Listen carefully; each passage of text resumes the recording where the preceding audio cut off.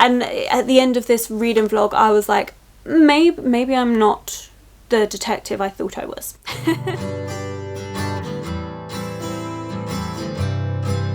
Hello my loves, and thank you for joining me. It's Kirsten, and today we are doing May's wrap up, and of course we are doing it in the smash or pass style. So I basically talk about all the books I've read and whether I'd smash or pass. I was really lucky this month. I didn't have a single DNF, so I am so thankful. However, my reading was a bit all over the place because I was moving during the month of May, and it was great, but it did stagger my reading a little bit, although not as much as I thought. Anyway, I'm rambling. Let's just get straight into it and talk about all the books that I read during May. First of all though, we do have a couple of books that I am in the middle of reading, which I am planning to finish literally in the next couple of days, but I really wanted to get this video filmed and up on time for you. So if you want to find out the final votes of those, then you can watch my weekly reading vlog, which will be up after this video. So the first one is From Below by Darcy Coates. This is an ebook that I am reading and I love it. This is a horror book. It's got really simple writing. At this current moment in time, I can say that this is a smash. I am just over 60% of the way through, and this is a book that I started reading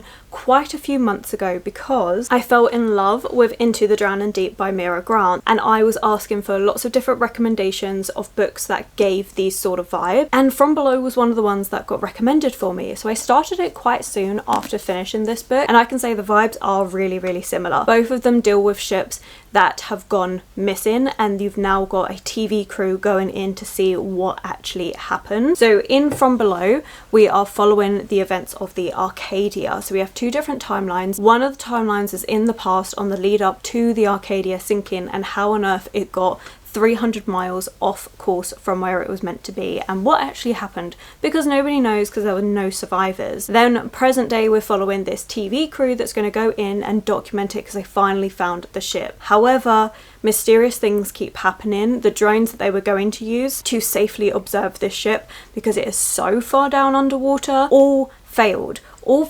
just before their first dive, and so instead they're now having to go down in person to meet the quota of the things that they need to film so that they can all get paid. And every time they go down there are creepier and creepier things happening. I'm loving it. I'm loving the atmosphere build up. The writing style is very simple, but it makes it really easy to read, and I'm just really enjoying the eeriness, the unsettled nature of this. The fact that we don't even know what's going on yet, I love how drawn out this is. So yeah, at the minute this is definitely a smash. We then have Annihilation by Jeff Vandermeer. This is a reread, so of course it's a smash because I'm rereading it anyway, but this one I first read about 3 years ago as an audiobook and really enjoyed it. So I finally have a physical copy that my sister gave to me that I'm really enjoying rereading. I've been thinking about rereading this book for absolutely ages and I'm loving it. Currently in my reread, I am up to chapter 4, page 121. I'm almost at the end. I think I've got about 60 pages left to read of this book and I'm really enjoying it. This one is a really weird, unsettling sci-fi horror almost. It's really good. So we're following this group of 4 women who are all specialists in their own area. Our main character is a biologist and they've been sent into Area X, where it's this weird phenomenon that's happened to do with nature, the environment, different things that are going on. Things are really weird and unusual.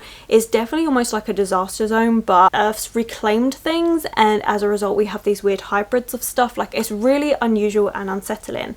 But the longer we're in Area X, the longer we realise that actually maybe the government that sent them in, maybe they haven't told them everything, and maybe the reason why they're there isn't actually true, and maybe they aren't the 12th expedition. Maybe there's been more. It's really weird, really unusual, very unsettling, and you don't know what's going on because our main character doesn't know what's going on. You also don't know if you can rely on her as an actual reliable narrator because she might have been infected slightly by this environment. As a result, does that skew everything? Does it make her more paranoid? Are the things that she's telling us the truth? We don't know. So it's really unusual, really unsettling, and I love it for that.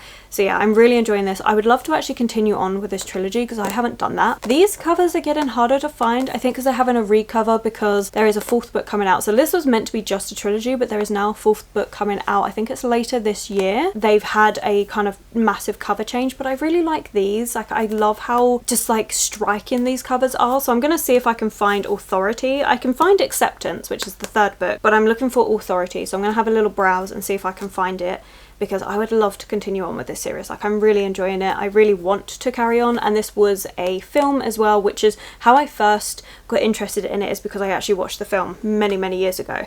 But yeah, this is really good. I'm really enjoying it, and like I said, I do actually plan on finishing this evening.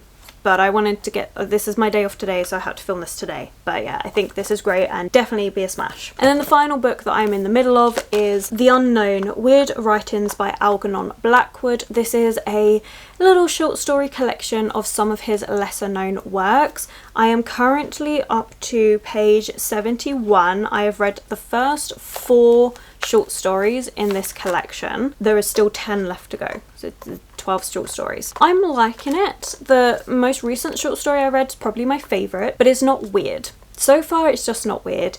It's gothic-ish, but I'm finding it a little bit more slower pace and more mundane than what I was expecting. Now, Algernon Blackwood is an author that has inspired writers like H.P. Lovecraft, so I was expecting more of that sort of weirder, horror-leaning work. However, I think we will get that, but maybe in the other short story collection that I've got. So the other short story collection I've got has his more well-known works, such as The Willows and The Wendigo. This one is all of his lesser known short stories and essays. The one that I just read is probably my favourite, and it was just a love story to the Alps and how beautiful they are and the nature and majesty of them, especially during winter time. So I think this was a beautiful short story, especially if you like nature and you want that ode to winter and the mountains. It was really beautiful, and I did like the descriptions of that. But it was just that, it was literally just a 6-page short story talking about the mountains and how beautiful they are, which is a lovely story in of itself, but it's definitely not weird. And there was nothing like mysterious or horror leaning about it. It was just this gorgeous letter to the Alps and how they're so beautiful. And yeah, I really enjoyed it for that. So I'm definitely having to change my perspective on this book. If I'm going in for wanting that weird horror leaning works, then this would be a pass because it's just not delivering. However, if I take that preconception away, I am enjoying this book for just some of the gorgeous writing that you get in here. I think is lovely, and definitely The Winter Alps has been my favourite. So at the minute I'm kind of on the fence as to whether it's going to be a pass or a smash. Based on The Winter Alps, I would say smash, but the 3 stories before that I liked but didn't love and was wanting a little bit more from them. So yeah, definitely if you're interested in my final thoughts, then check out the reading vlog, and I will say whether it's a pass or smash. I'm kind of in the middle at the minute. Let's move on to the books that I've actually finished, starting off with all the books I don't actually own physically. The Bandit Queens by Parini Sharoff. This is one that I really loved. This is one I took out from the library. This is a book that I heard people talking about it a little while ago, but thought I might get around to it eventually. I'm not sure. Ended up loving it. It was so much fun. Our main character, who has been accused of murdering her husband, and she doesn't decide to try and change anyone's minds about this, because being alone as a woman in this small Indian village has its own perils, and so having the reputation of killing off your husband brings about certain safety nets that she wouldn't have got otherwise. However, it also brings about problems because she now has other women coming up to her going, hey, you know what you did to your husband? I would like to do the same.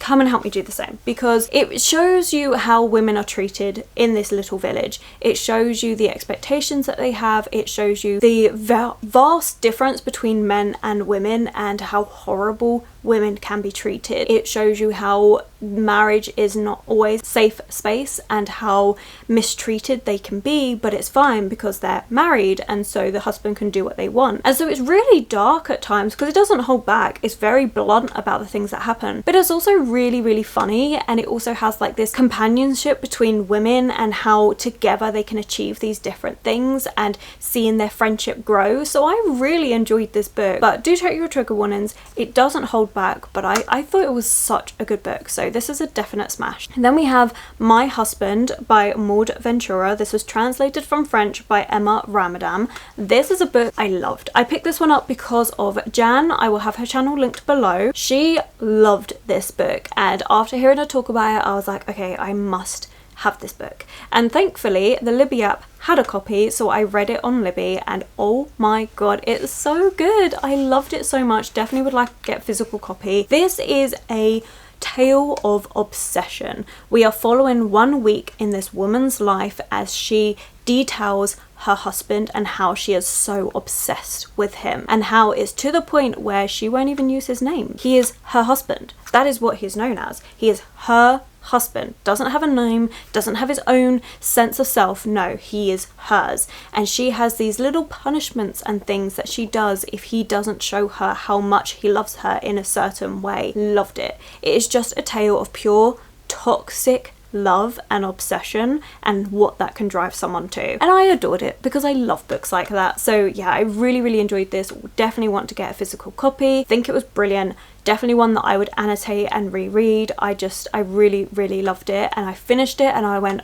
oh, I want to reread this straight away. Like, I really enjoyed this one. I think it might be one of my favorite books that I read this month, just because of how good it is and how much I haven't stopped thinking about it. Like, on surface level it doesn't seem like it should be one that stays with me, but it does, and I adored it. I thought it was great. Smash. 100%. Then we have Poor Things by Alistair Gray. This is one that I actually listened to as an audiobook, which is very rare for me because I struggle with audiobook. And I was listening to this one because I was moving, and because I was moving so much, I couldn't sit down and read as much, so I wanted to still be able to listen to something, to still read, had to go for an audiobook. Now, I don't know where this fits, because I think the format that I read it in, I'm not very good with. I really struggle to retain information that I have just listened to only. I have to physically see it to be able to retain information. It's why I can read things and a year later still remember it, but if I listened to it, I can't really remember it. It's the same with Annihilation by Jeff Vandermeer. I listened to that audiobook and I remember the vibes of it. I remember going, oh, I really liked this, and I knew I wanted to read it physically. Reading it physically, it's like a whole new experience because I can't remember all the things that happened. It's the same with Poor Things. I feel like the concept and the base vibes of it I like, and so I probably will get a physical copy of this book eventually to actually read, whether it's from the library or something, I don't know. But this one, it's kind of a letter that we find. So somebody has written down all of these things. They're now telling us this story, and it's a story of science and hubris, and it works for like a Frankenstein inspired book. We find this woman who initially she drowned, but she was pregnant, and the scientists that found her, instead of just raising the baby who was alive and well, decided, actually, I'm going to do an experiment, inserted the baby's brain into the body of the woman. And now we are seeing this woman with this child's brain and how she perceives the world and the different things. It explores sexuality, it explores innocence. It's really unusual and really interesting. I remember listening to some parts that felt really dry and I wasn't as interested in, but I feel like the concept is really good. So for this one, I think I'm gonna do a very light smash, because I think I would like to physically reread this one, because again, I think it's just the formatting that didn't work for me, and as a result I wasn't obsessed with this as I think I would have been if I read it physically. So I think I'm definitely going to have to get hold of a physical copy to read this one, because I really did like the ending of this book and it put a different spin on things, and so that I really enjoyed. This has also been turned into a film recently, so I don't know, I think I need to just get a physical copy and then reread this, and then I'll be able to give you a definitive answer. As it is, I really can't decide, because the things that stick out to me are some of the parts that I found boring, and as a result that would be a pass. But I also know that that could just be my bias because of the fact that this was an audiobook. So I don't think I'm going to give an answer for this one, because I don't know, which I feel like is a bit like cheating, but at the same time, yeah, I'm not 100%, like, I know so many people have loved this book and I feel like there is definitely something there for me to love, but because I was listening to it as an audiobook and therefore not fully paying attention, could I actually tell you whether I loved it or not? No. Unfortunately not. Moving on, we have Kestrion by Mark Muckarecha. This is a really nice, cozy fantasy. This is continuing on a series that started off with Mordax, and in Mordax we are shown this little sleepy village where unusual things are happening, and we have our main character who is going to go out, find out what is going on. We also have this love interest with this boy that comes along that is a complete stranger, and lots of wild tales and secrets are being told about him. Like, he's being gossiped about a lot, he's not trusted, and our main character is like, you know what, no, I'm not going to listen to the gossip, I'm going to find out for myself what's going on. Really enjoyed it because it's got just like that sleepy, cozy fantasy feeling, but with more plotline. And I really enjoyed like the concept of the first one, and then in this second one it progresses more. We learn more about the world, we learn a bit more about Flynn, which is kind of like your soul, and the different things that it's capable of, and what happens if you lose it. So I really enjoyed this one. I really would recommend. This is a independently published book, so do go check it out. Give Mark your support, definitely worth it. This is a book that I first found out about because of your paper quest, and I seem to have lost my copy during the move.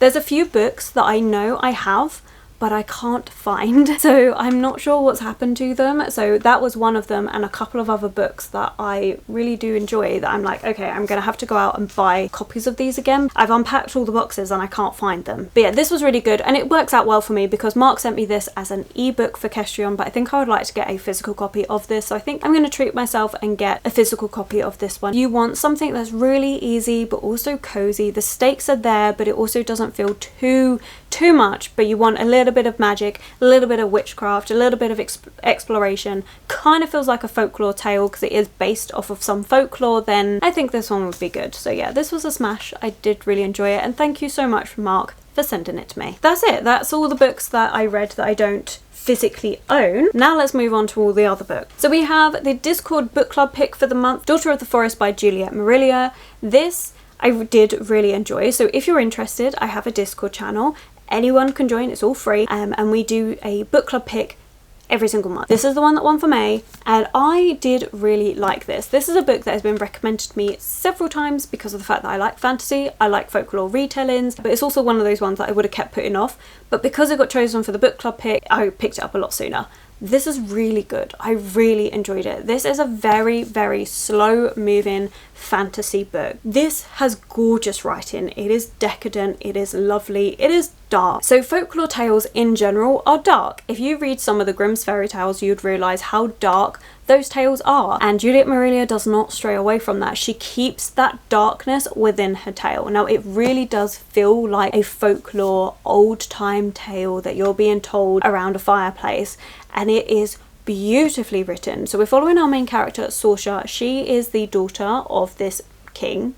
Well, kind of king. Is it a king? Would you say a lord? But she has 6 older brothers, and one day this sorceress comes on the scene, Lady Una, and she bewitches her father and then places a curse on her 6 brothers, and she herself then has to go through these series of trials to try and save her brothers. It is a beautiful, heartbreaking tale. It is a tale of loss of innocence, loss of sense of self. Like, there is so much to be explored in this book. I definitely would have annotated it, and I did talk about in my weekly reading vlog the different tabs that I would have done for it, but with moving and everything, I just didn't have the time nor the headspace to commit to annotating this book. I really enjoyed it though. It was a gorgeous book. Would definitely reread it, would annotate it upon reread, and I would be interested in carrying on. I do believe the next book in the series is that same kind of thing where it looks at a different folklore tale. So I think they're all standalones. You can read them out of order. Again, don't quote me on this because I haven't actually looked into it, but this was lovely. It was gorgeous. Definitely a smash.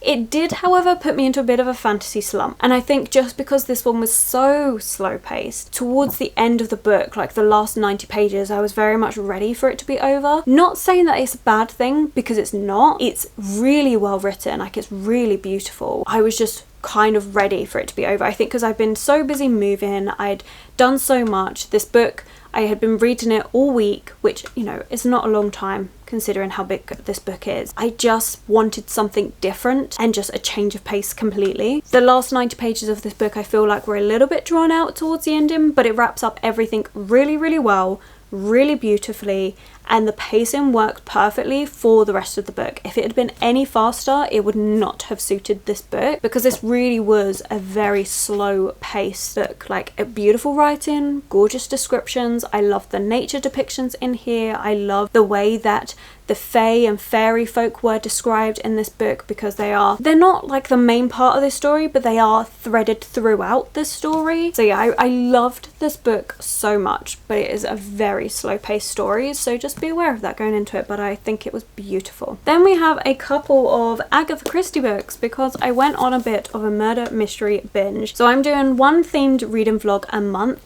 and this time for me it was murder mysteries. I had such a good time. The first one I read is A Murder is Announced by Agatha Christie. This one I buddy read with Kat over at the Fairy Librarian, so I'll have her channel linked below, and I had so much fun with this. I only do 2 tabs, one for suspects, one for actual facts of the case, and this one I adored. I had so much fun with it. There were so many twists and turns. It was amazing. The premise for this one is that at the very start of this book there is a little advertisement in a paper that says, hey, this time, this place, a murder is going to happen. And a lot of people think it's a game, like the murder game, where the lights go off, you tap someone on the shoulder, they die, and you've got to try and work out who the murderer is. Except a murder actually happens. I really, really enjoyed this one. I had so much fun with it. Miss Marple was a lot more involved as well, and that's something I've noticed that I prefer about my Agatha Christie books, is when Miss Marple gets involved. I mean, I'm working through the Miss Marple books first, so I'm sure it'll probably be the same for Hercule Poirot, but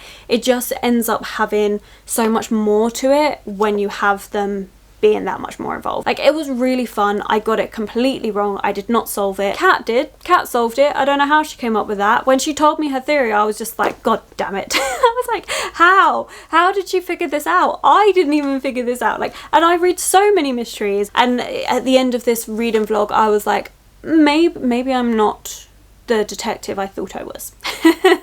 Because I didn't even solve the next one, which is They Do It With Mirrors. Now this one I didn't annotate. I did find this one wasn't quite as good as A Murder Is Announced. I mean, I still really enjoyed it. I still had a good time with it. Miss Marple was again very much involved, but this one I just couldn't quite get. It was very slow. I feel like the murder didn't happen until over halfway through the book. It was good, like I enjoyed it, but I was also a bit like, okay, but when is this gonna happen? When is all of this gonna make sense? And so therefore I wasn't tabbing, because I was a bit like, well, normally I would start off with the facts of the case and then my suspects, but that's not the way this is working. We're having lots of conversations of people that are coming up to Miss Marple, because basically in this one Miss Marple get asked by her friend to go check on her friend's sister, and is like, hey, can you go down to this place that is now a correctional facility for wayward young boys to find out what's going on, because I'm worried about my sister. Something doesn't feel right there. And so Miss Marple acquiesces, goes on her way, and when she gets there, lots of people start talking to her about things, because, you know, she's this lovely elderly woman, so why wouldn't you chat to her about your troubles? And it was good, but I was also like, I don't know how this all adds in.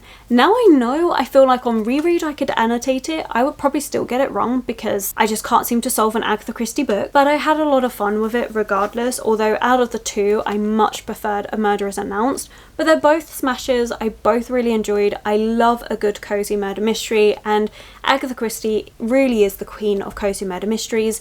There are some things that definitely show its age in its writing, certain things that we wouldn't necessarily say today, especially in terms of like this one and how they were talking about people that needed extra help and stuff, certain words and phrases that we wouldn't use. But for me, I can kind of look past that, because I kind of see these as a time capsule of what it was like at the time, and we have moved past to the point where we wouldn't say these things. But generally speaking, I can overlook it, but I feel like it's worth mentioning just in case you haven't read an Agatha Christie and therefore get bothered by something that you then see and you like, hang on a minute, this was never brought to my attention. I just love a cozy murder mystery, so yeah, that was great.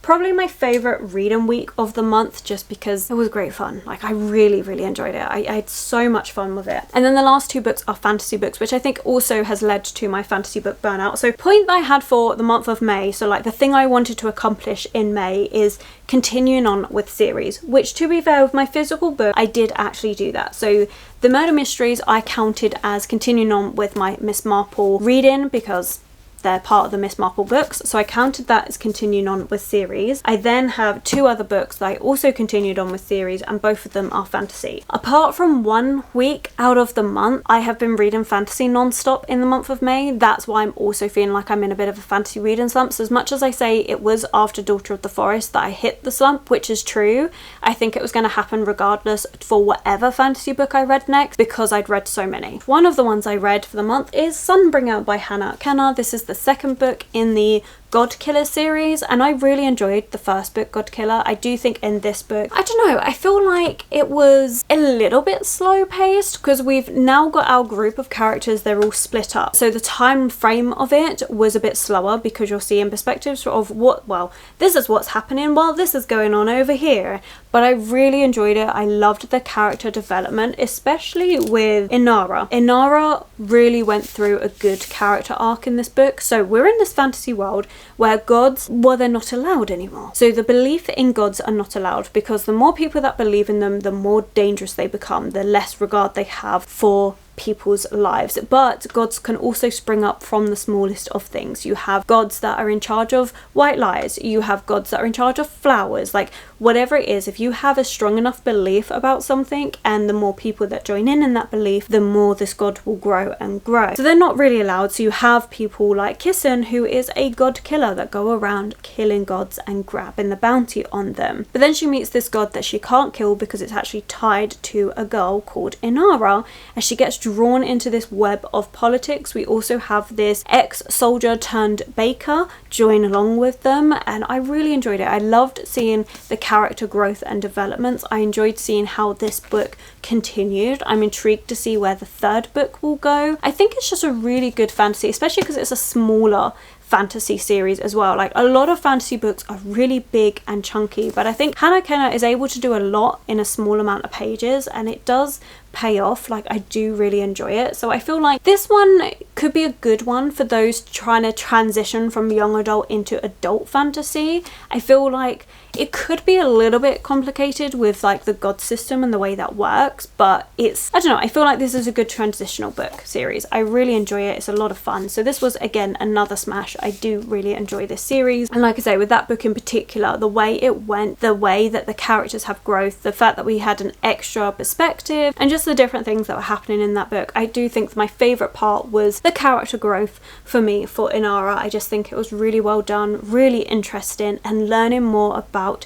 Inara and her connection to her little god, and also the little god's perspective is cute. So anyway, the final book is actually the first one I read for the month. Was it the first one or the second? Yeah, no, first one. And that is The Book That Broke the World by Mark Lawrence. This is the second book in the Library trilogy, and I, again, really enjoyed this one. I did tab. I had good fun with this one. Did I put in my tabs? I did. Look at me go. Okay, so dark blue is quotes that I love. Orange is for anger/revenge. We've got a lighter blue, which is for theory, and then the very light blue, which is discrimination and subjugation. So in the first book, we are following 2 main perspectives. We have Levara and it begins with an E. Eva. Levara lives out on the dust, except her people then get attacked, and so she has to go into the city, and she is constantly looked down upon, constantly treated poorly because she came from the dust. So it looks at racism, it looks at how badly we can treat others for just looking very slightly different from us, or for perceiving they are lesser than us, and the way that we can treat people as a result. So it really does look into that. Then we have Ivara, and Ivara has become trapped inside this library, and he lives there with his kind of adopted siblings. They've all been kind of thrown in together. He's trying to escape, he's trying to get out, and then Ivara and Levara meet, and it sets off this whole chain of events, because this library is not your usual library. It is connected through various different things, and I don't want to say too much because it could be spoilers for some things in the first book. This second book I really enjoyed. So with the way it continues on, first of all, you get a recap at the very start of this book, which I really appreciated, because as Mark Lawrence says, it prevents any info dumping or recapping of what happened in the previous book. So he did it all for you at the very start. And this second book throws you in with a completely different perspective of people that you've never even met, and I really enjoyed seeing how that continued and connected to this. Now, in terms of what actually happened, I feel like not much happened in terms of progressing the story in a way. What did happen, I loved. I loved these characters. I loved the different perspectives we were getting. I loved being able to explore some of the side characters and see them take center stage. I loved this.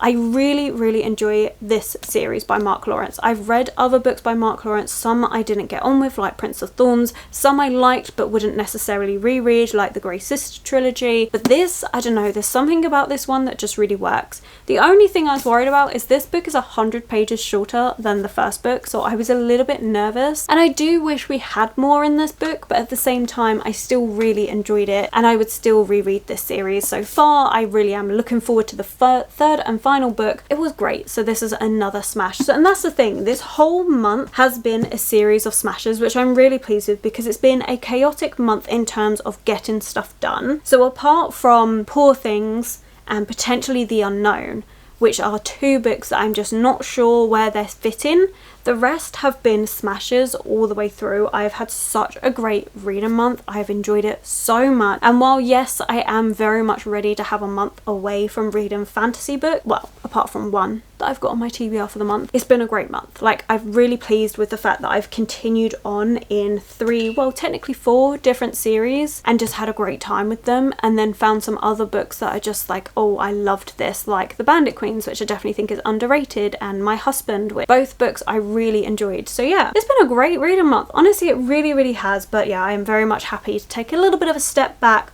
from fantasy books, which I really want to continuing on with series. I feel like I made great progress this month because I'm notoriously bad at continuing on with series, but the majority of the series I'm in the middle of are all fantasy books and I just don't want to. So I think we're going to take a break from continuing on with series for a little while, or at least fantasy series, but I had a great time. So please let me know, have you read any of these? Do you want to read any of these? And what was your favourite or least favourite book that you read in the month of May? Please let me know in the comments below. If you've made it this far, you just don't know what you want to comment, leave a little unicorn for all the fantasy that we've read this month. And thank you so much for watching. I say it all the time, but I really, really mean it. Like, genuinely, the fact that you take the time to watch these videos, to comment, to interact in any way, even if you're just a silent watcher, like, it genuinely makes me so happy that you want to see these videos. So thank you so much. And if you have enjoyed it, then maybe consider giving it that thumbs up, subscribe, commenting. Those 3 things really help this channel out. My social media links and anyone I've mentioned will be linked below for you,